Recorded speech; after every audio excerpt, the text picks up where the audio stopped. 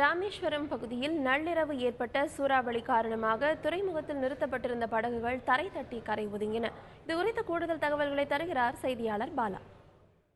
நடா புயலானது நேற்று அதிகாலை நாகை அருகே கரையை கடந்த நிலையில் நேற்று நள்ளிரவு ராமேஸ்வர பகுதியில் ஏற்பட்ட சூறாவளி காற்றின் காரணமாக 4 படகுகள் சேதமடைந்து தரை தட்டி கரைப்பகுதியில் ஒதுங்கியுள்ளன. தற்பொழுது அந்த 4 படகுகளை மீட்பதற்காக 10க்கும் மேற்பட்ட விசைப்படகுகளை ஒரு 100க்கும் மேற்பட்ட மீனவர்கள் மீட்பு பணியில் ஈடுபட்டு வருகின்றனர். தற்பொழுது கிறிஸ்துராஜ் என்பவருடைய படகு மிகவும் சேதமடைந்துள்ளது. அந்த மீட்பு பணியில் ஈடுபட்ட அந்தோனிராஜ் என்பவர் இருக்கார் நம்ம அவர்கிட்ட. இந்த பகுதியில் அடிக்கடி மழை காலங்கள் மற்றும் காற்று காலங்களில் படகுகள் சேதமடைகிறது. இதே மாதிரி கரை தட்டுறதை தொடர்ந்து இது எதற்காக நிகழ்ந்து கொண்டிருக்கின்றது. இப்பொழுது படகுகளை எத்தனை பேர் மீட்பு பணி முடிந்ததா? மீட்பு பணி முடிந்தது. இன்னும் கொஞ்ச நேரத்தில் இந்த படகை எடுத்துகிட்டு போயிடுவோம். இந்த மழைக்கால நேரங்களில் பூரா எப்போ பார்த்தாலும் ஒவ்வொரு டிசம்பர் நேரங்களில் இப்படி மழை காலங்களில் வர நேரங்கள் பூரா ஒவ்வொரு நாளைக்கும் 10 படகு 20 படகு சேதமாக்கிட்டு தான் வருது. எங்களுக்கு இந்த மத்திய அரசு மாநில அரசு ஒரு தூண்டில் வளைவு ஓட்டு ஒரு சட்டியோ கட்டி கொடுத்தா, நல்ல துறைமுகம் கட்டி கொடுத்தா இந்த பிரச்சனை வராது.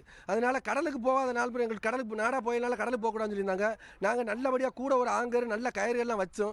காற்று சூறாவளி காற்று நைட்டு இரவில் எடுத்ததுனால ஒரு 10 படகுக்கு மேலே கரை ஒதுங்கிட்டு அதில் 9 படகுகள் எடுத்தாச்சு. இந்த கிறிஸ்துராஜ் என்பவருக்கு சொந்தமான படகு மட்டும் ஒரு 1,50,000 ரூபா மதிப்பீடில் சேதமாகி இப்போ தான் ஒரு 100 பேர் சேர்ந்து இந்த படகை எடுத்திருக்கோம். இந்த படகை எடுத்து இப்போ தான் செல்ல போகிறோம். எங்களுக்கு மத்திய அரசு மாநில அரசு ஒரு நல்ல தூண்டில் வளமும் நல்ல துறைமுகமும் அமைச்சு கொடுத்தா நல்லா இருக்கும். ஏற்கனவே இந்த போட்டு ரூபா நோட்டு கிடக்கிறதுனால ஒரு வாரம் கடலுக்கு போகாமல் இருந்தோம். இப்போ இந்த கடல் சீற்றம் காரணமாக இந்த வாரம் கடலுக்கு போகாமல் இருக்கோம். இப்படி ஒரு தூண்டில் வளைவு துறைமுகம் இல்லாதனால எங்கள் படகுகள் பூரா காற்று சூறாவளி காற்று அடிக்கிற நேரம் இப்படி சேதமாக்கிட்டே இருக்குது. பொருள் சேதம் நிறையா ஏற்படுது. மத்திய அரசு மாநில அரசு தலையிட்டு ஒரு நல்ல தூண்டில் வளைவும் நல்ல துறைமுகமும் சட்டி கட்டி கொடுக்கணும்னு கேட்டுக்கிறோம்.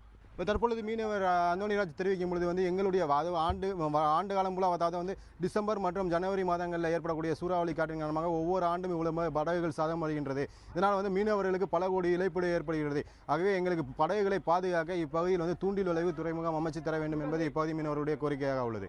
தந்தி செய்திகளுக்காக ராமேஸ்வரத்திலிருந்து மதனுடன் பாலா.